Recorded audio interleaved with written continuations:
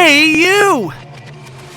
Yeah? Do you want to be a Twitch streamer or a YouTuber like that guy Pulsewave? Oh, yeah! Do you not have any money to your name? No! And really hate Elgato? Oh, yeah! Well, boy, howdy, do I have the product for you! This is the HDMI video capture card from eBay for $7. How's it going, everybody? Today, as you saw in the little infomercial that we shot at the beginning, we are going to be talking about this HDMI video capture card that I got off of eBay for about $7. Now, you might be thinking to yourself, Brayden, it's got to be absolute horseshit if you paid $7 for it. And for the most part, you're wrong, actually. This little device saved me so much hassle when I was getting moved into this house. Now, if you look at it, it's just got an output plugged straight into USB and an input that you just plug an HDMI cable into with no HDMI pass-through or anything like that. For $7, all of that being encapsulated into this little teeny tiny device is insane. Now, I'm not gonna go into the technical specs into this video. I'm just gonna talk about my thoughts and my time with it. So let's hop right on into it. I did do a myriad of tests in terms of game types. I did RPGs, rhythm games, first-person shooters, anything that I could test with it, I did, just because I didn't want to deal with Elgato software at that time. And I was trying to get videos done while we were moving into the house, which we've been in for over a year now, and I'm just now making videos again. I'm sorry. With it, you know, there were some drawbacks, like with rhythm games, for example. It's just really screen teary. And for most people, that's not a problem because most people aren't paying attention when they're playing like Persona 4 Dancing to the screen rippling a little bit.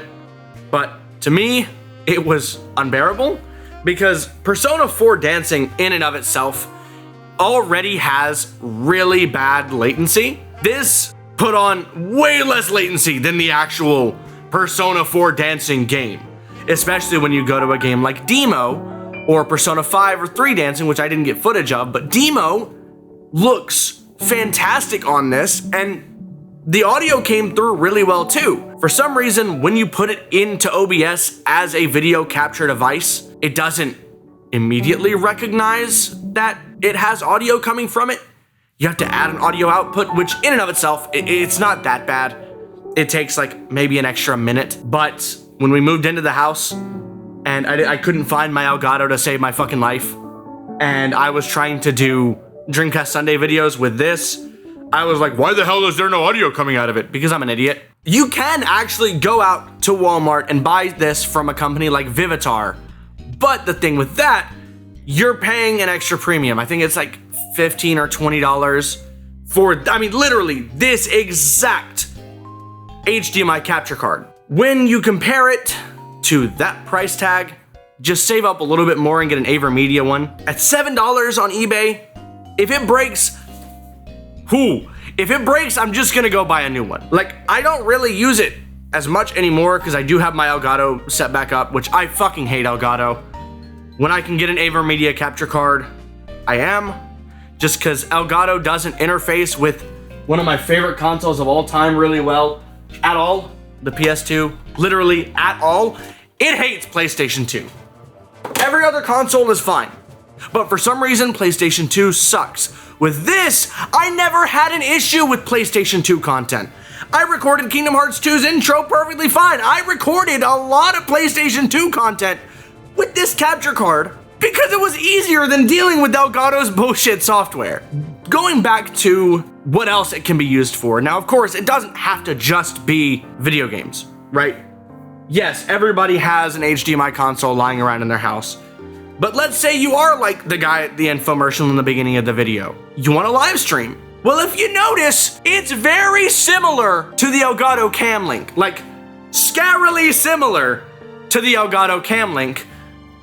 Probably because it is. I looked up reviews on this and just like tech reviews to see what the difference between this and the HD Cam Link was. There aren't any. This has one of the lowest latencies when it comes to just HDMI in, USB 2 out. I never even mentioned that. It doesn't use USB 3 like an AverMedia or an Elgato Capture Card. You can plug this into a fucking trash can PC. You can get a Dell Optiplex, plug this into it and call it a day and be on your live streaming journey, which is insane to me, especially because the limitations of this capture card are really non-existent if you just shell out $5 extra for one of those 1 in 2 out HDMI splitters.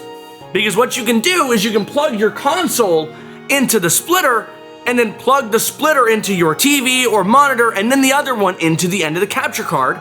That way you're not having to use the OBS preview, which OBS is just can be a little bit of a pain in the ass sometimes. For what it is, this is probably the best investment I've ever had.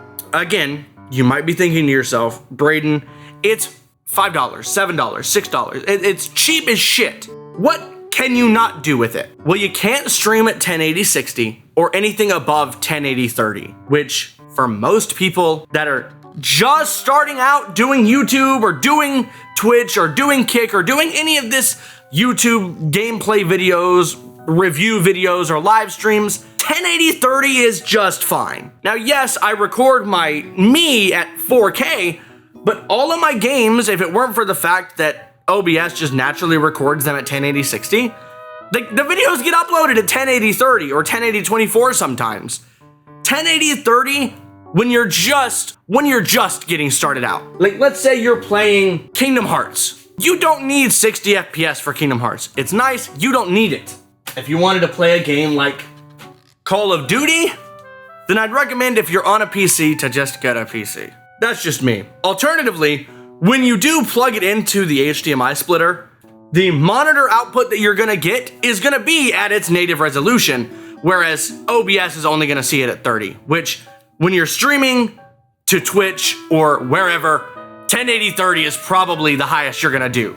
And if you're buying one of these, just starting out with streaming, your computer's probably not that great. You probably can't stream at 1080-60 anyways. And if you don't have that big of an audience, Twitch doesn't let you just change your setting. I think it like locks it at like whatever you put it at. Like, it doesn't give them the option to change the setting. But if you do want to just save some money on a cam link and use this as your webcam, fucking be my guest. That is actually a really good source for it that I haven't used yet, because I still just use my C920 because I haven't live streamed in over a year. I don't know if I'm ever gonna again, just because the live streaming space is not the bestest right now with the Kick versus Twitch versus YouTube gaming conundrum. I don't feel like dealing with it. But with all that being said, guys, thank you so much for watching. If you did enjoy this short little rambly video on this cheap ass HDMI capture card, feel free to smash the like button down below. Subscriptions are always nice. Comments telling me what you want to see me do next are always nice. And with all that being said, guys, thank you so much for watching, and I don't even know outro gags anymore.